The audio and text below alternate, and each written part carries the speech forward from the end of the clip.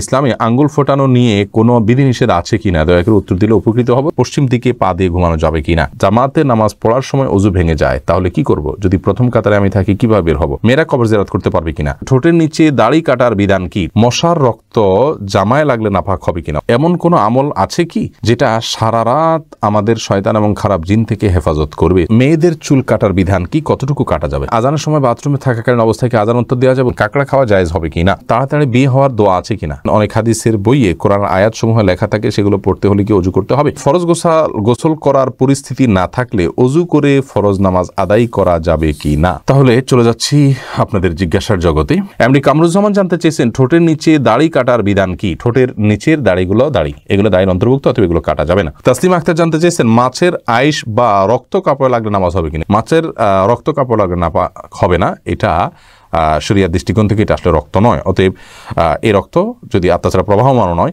বিধায় এই রক্ত কাপড়ে লাগলে নামাজ হবে, কোনো অসুবিধা নেই। আইস লাগলে তো হবেই, কোনো অসুবিধা নেই। এরপরে মঞ্জুরা সুলতান আপনি জানতে চেয়েছেন মেয়েদের পিরিয়ডের সময় কি দুরূদ শরীফ পড়া যাবে? উত্তর হলো পড়া যাবে। আর পিরিয়ডের সময় কি ওযু করে তাসবিহ পড়া যাবে? ওযু জরুরি না, আপনি বিনা ওযুতেও তাসবিহ পড়তে পারবেন এবং দুরূদ পড়তে পারবেন, কোনো অসুবিধা নেই। সাবেদ পপি আপনি জানতে চেয়েছেন এমন কোন আমল আছে কি যেটা সারা রাত আমাদের শয়তান এবং খারাপ জিন থেকে হেফাজত করবে? সূরা বাকারার আপনার আয়াতুল কুরসি যেটি আছে সেটি আমাদেরকে শয়তান থেকে ইনশাআল্লাহ নিরাপদে রাখবে।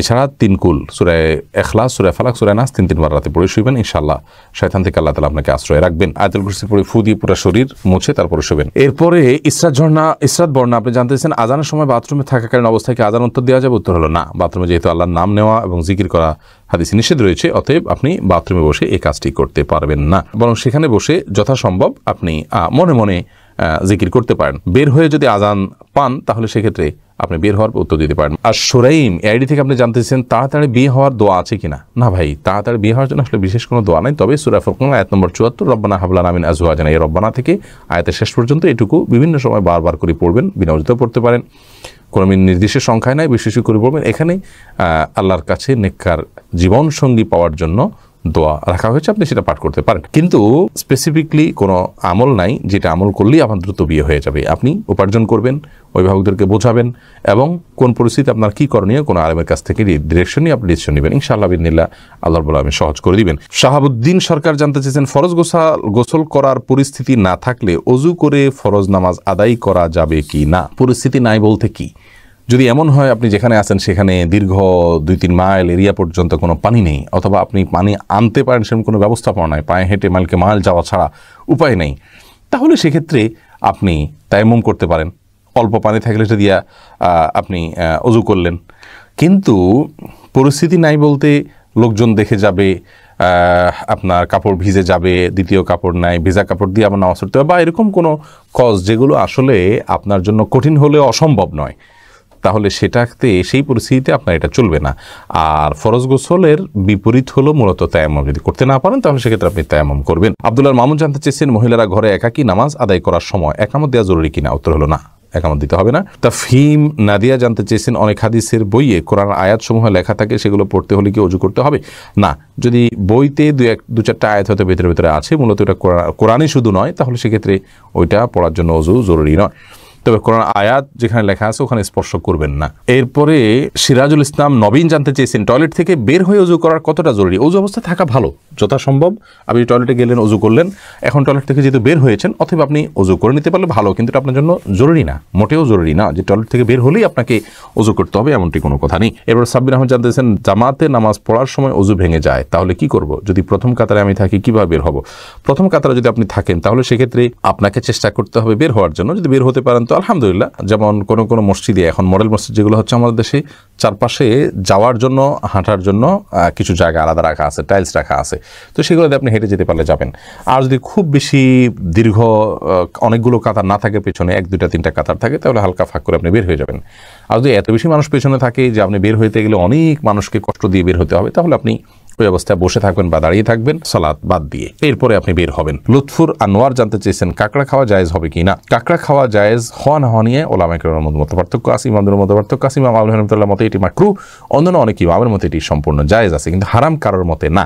SK MD ফরিদ জানতে চেয়েছেন মশার রক্ত রক্ত জামায় লাগলে নাপাক হবে কিনা? উত্তর হলো না, মশার রক্ত জামায় লাগলে নাপাক হবে না। এবং মাছের যে বিষয়টি, মশার বিষয়টি একই। এমডি সালমান কোরাইশি আপনি আমাদের ইউটিউব চ্যানেলে প্রশ্ন করেছেন, মেয়েদের চুল কাটার বিধান কি, কতটুকু কাটা যাবে? মেয়েদের চুল আপনি কাটতে পারেন যদি সেটা পুরুষের মতো হয়ে যাচ্ছে, পুরুষ মেয়ে পার্থক্য করা যাচ্ছে না, এতদূর যদি না কাটেন, এবং কোনো ফাসেক মেয়েদের যারা চুলের বিভিন্ন স্টাইল করে কেটে কেটে তাদের সাথে সাদৃশ্য গ্রহণের উদ্দেশ্যে বা সাদৃশ্য হয়ে যায় সেরকম যদি না কাটেন, আপনার কথার কথা আপনি 2 ইঞ্চি 4 ইঞ্চি কাটলেন, বেশি লম্বা হয়ে যাচ্ছে, আপনার জন্য কন্ট্রোল করা কঠিন হয়ে যাচ্ছে, আপনি কাটতে পারেন।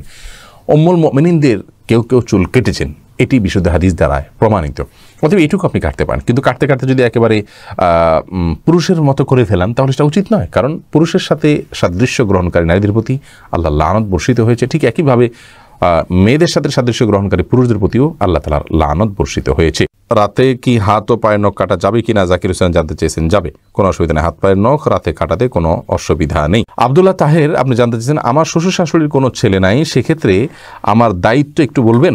আপনার শ্বশুর শাশুড়ি যদি কোনো ছেলে না থাকে, আল্লাহ যদি আপনাকে সামর্থ্য দিয়ে থাকেন, আপনার স্ত্রীর মনোরঞ্জন এবং তার প্রতি আপনার আন্তরিকতা দেখানো যে কর্তব্য, সেই জায়গা থেকে আপনি শ্বশুর শাশুড়ির যদি খোঁজখবর নেন, তাদের পাশে দাঁড়ান, অবশ্যই এটি অনেক বড় সওয়াবের কাজ হবে ইনশাআল্লাহ, এবং করা উচিত আপনার যদি আপনার সাধ্যে থাকে। মাহমুদুল হাসান লিজন জানতে চেয়েছেন, পশ্চিম দিকে পা দিয়ে ঘুমানো যাবে কিনা, কেবলার দিকে পা দিয়ে ঘুমানো যাবে কিনা। পশ্চিম দিকে বলতে আমাদের জন্য পশ্চিম দিকে, কিন্তু যারা পশ্চিমা দেশগুলোতে আছেন তাদের জন্য অন্য কোনো দিকে হবে। অতএব যে যেখানে আছেন তার জন্য কেবলার দিকে পা দিয়ে ঘুমানো যাবে কিনা, এলো প্রশ্ন। এই প্রশ্ন উত্তর হলো যে কোনো হাদিসে আসলে কেবলার দিকে পা দিয়ে ঘুমাতে নিষেধ করা হয়েছে এরকম কোনো হাদিস কিন্তু নেই, পাই না আমরা। অতএব কেবলার দিকে পা দিয়ে ঘুমানো মৌলিকভাবে কোনো হাদিসে নিষিদ্ধ কোনো বিষয় নয়। তবে যেহেতু কেবলা সেদিকে আছে, আমার কাছে যদি খারাপ লাগা কাজ করে কেবলার প্রতি শ্রদ্ধার জায়গা থেকে, তাহলে সেক্ষেত্রে অন্যদিকে আমি পা দিয়ে ঘুমালাম, শোলাম, সেটা ভালো, উত্তম। শরীফা জানতে চেয়েছেন, মেয়েরা কবর জিয়ারত করতে পারবে কিনা। না বোন, বিশেষ করে একটা হাদিসে আছে যে নবী সাল্লাল্লাহু আলাইহি সাল্লাম যারা অনেক বেশি মহিলাদের মধ্যে কবর জিয়ারত করে তাদের উপরে ভর্ৎসনা করেছেন। তো এই হাদিস থেকে কেউ কেউ বলেছেন যে অনেক বেশি না করলে মাঝে মধ্যে গেলে জায়েজ আছে, কিন্তু বেশিরভাগ উলামায়ে কেরামের মত হলো, সংখ্যাগরিষ্ঠ উলামায়ে কেরাম কোরআন হাদিসকে অ্যানালাইসিস করে যেটি বলেছেন, যে মতটি ব্যক্ত করেছেন, তা হলো মেয়েরা কবর জিয়ারত করবেন না। তবে কবরের অদূরে পাশে, ওয়ালের পাশে দাঁড়িয়ে তারা আপনার তাদের প্রিয়জনের জন্য দোয়া করা, সালাম পেশ করা, এগুলো করতে পারেন, কিন্তু কবরস্থানে তারা প্রবেশ করবেন না। এর অনেক কারণের একটা হলো তারা খুব আবেগপ্রবণ হয়ে থাকেন, ভেঙে পড়েন, পুরুষদের গ্যাদারিং অনেক বেশি থাকে, এই যে বিষয়গুলো, এই বিষয়গুলো সহ আরও অনেক কারণে তাদের কবরও জিয়ারত করতে নবী সাল্লাল্লাহু আলাইহি ওয়াসাল্লাম নিষেধ করেছেন বিভিন্ন হাদিসে। এসএম মঈদ আপনি জানতে চেয়েছেন, ইসলামে আঙ্গুল ফোটানো নিয়ে কোনো বিধিনিষেধ আছে কিনা, দয়া করে উত্তর দিলে উপকৃত হব। সালাতের মধ্যে নামাজরত অবস্থায় আঙ্গুল ফোটানো নিষেধ আছে। এটা একটা হলো এটা নামাজের মনোযোগের খেলাফ। নামাজের মধ্যে যে আমাদের খুদু অবলম্বন করতে হয়, একেবারে একাগ্র চিত্তে এবং আপনার ধীরস্থির এবং আপনার স্থির ভাবে সালাত আদায় করতে হয়, সেই স্থিরতার খেলাফ এই আঙ্গুল ফোটানোটা। এই জন্য এটা হাদিসে নিষেধ আছে এবং এটাকে মাকরুহ বলা হয়েছে। তবে মৌলিকভাবে আঙ্গুল ফোটানোটা যেহেতু অস্বাস্থ্যকর একটি বিষয়, এখন আমরা বিজ্ঞান থেকে এটি জানতে পারি। অতএব প্রয়োজন ছাড়া বা প্রয়োজন ছাড়া বলতে এই সালাতের বাইরেও আপনার আঙ্গুল ফোটানো অনুচিত, কিন্তু শরীয়তে বা বিধিনিষেধটা শুধু সালাতের জন্য রয়েছে। সালাতের বাইরে কেউ আঙ্গুল ফোটালে সেটি নিষেধ হবে এরকম কোনো কথা নেই।